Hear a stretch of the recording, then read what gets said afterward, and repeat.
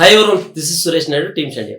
ఈ వీడియోలో వార్నిష్డ్ కరెన్సీని ఆర్థిక వ్యవస్థలో ప్రవేశపెట్టవలసిన ఆవశ్యకత, ఇది ఆర్థిక వ్యవస్థ మీద ఎంత ఇంపాక్ట్ క్రియేట్ చేస్తుందితో పాటు వార్నిష్డ్ కరెన్సీకి సిమిలర్గా ఉన్న కొన్ని కరెన్సీస్ గురించి కూడా తెలుసుకున్నట్లయితే ఇంకొంచెం క్లారిటీ వస్తుంది. అయితే మన దేశంలోని డిజిటల్ లావాదేవీలు పెరుగుతున్నప్పటికీ కూడా ఇంకా సాధారణ ప్రజలు, చిరు వ్యాపారస్తులు ఈ కరెన్సీ నోట్ల మీద డిపెండ్ అవ్వడం వల్ల దేశంలో కరెన్సీ నోట్ల చలామణి చాలా పెరుగుతుంది. అది ఎంతలా అంటే 2024-25 జీడిపిలోని 11.7% షేర్ కరెన్సీ నోట్లదే. అది 2025-26 నాటికి అది 12.1% పెరిగింది. అంటే సాధారణంగా జీడిపి గ్రోత్ రేట్ పెరగొచ్చు, తగ్గొచ్చు, కానీ జీడిపి కాస్ట్ అనేది ప్రతి సంవత్సరానికి పెరుగుతుంది.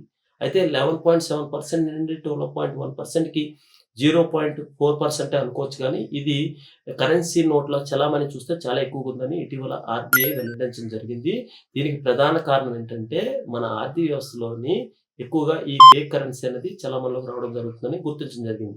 అయితే ఈ ఫేక్ కరెన్సీని కంట్రోల్ చేయాలన్నా, ఈ చిరు వ్యాపారస్తులు, సాధారణ ప్రజల్ని డిజిటల్ లావాదేవీలోకి తీసుకెళ్లాలన్నా అందులో తీసుకున్న చర్యల్లో భాగమే ఈ వార్నిష్డ్ కరెన్సీని ఇంట్రొడ్యూస్ చేయడం అన్నమాట.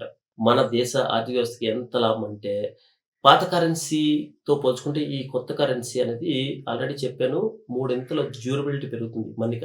అంతేకాకుండా ప్రింటింగ్ కాస్ట్ 1/3 పరిమితం అవుతుంది. ఇలాంటి ఇనిషియేషన్ తీసుకొచ్చిన దేశాల్లో ఫస్ట్ మనదే దేశం అంటే కాదు. Already developed nations like European union కంట్రీస్లో చాలా కంట్రీస్, అంతేకాకుండా ఇంకో ఇంట్రెస్టింగ్ ఇన్ఫర్మేషన్ ఏంటంటే కెన్యా, జాంబియా దేశాలు ఆల్రెడీ ఈ నోట్లని చలామణిలో తీసుకురావడం జరిగింది.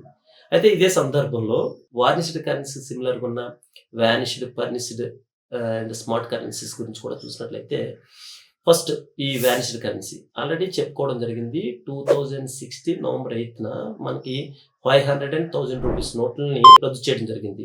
అయితే 500 రూపీస్ తిరిగి రీప్రింట్ చేయించినప్పటికీ కూడా మనకి 1000 రూపీస్ అనేది పూర్తిగా ఆర్థిక వ్యవస్థ నుంచి వానిష్ చేయబడింది. కమింగ్ టు పర్నిష్డ్ కరెన్సీ, అయితే ఆర్బీఐ ఏదైనా పర్టికులర్ రీజన్ కోసం కానీ, లేదంటే ఒక పర్సన్కి గుర్తుగా కానీ షైనీ కాయిన్స్ కానీ, కరెన్సీని కానీ ముద్రించడం జరుగుతుంది. ఎగ్జాంపుల్, ఇటీవల మన పార్లమెంటు 75 ఇయర్స్ కంప్లీట్ అయిన సందర్భంగా ఒక 75 రూపీస్ కాయిన్ని ముద్రించడం జరిగింది. ఫర్నిష్డ్ కరెన్సీకి example. Coming to smart currency, ఈ స్మార్ట్ కరెన్సీ అంతటికి ఇటీవల మనం ఎక్కువగా వాడుతున్న క్రెడిట్ కార్డ్స్, డెబిట్ కార్డ్స్ చూడడానికి ప్లాస్టిక్ కరెన్సీలో ఉంటాయి, కానీ ఇవి స్మార్ట్ కరెన్సీకి ఎగ్జాంపుల్స్. అయితే ఇప్పుడు వస్తున్న కరెన్సీ కూడా చూడడానికి ప్లాస్టిక్ కరెన్సీలో ఉంటుంది, కానీ దీన్ని వార్నిష్డ్ కరెన్సీని పిలుస్తాం అనమాట. Thank you so much.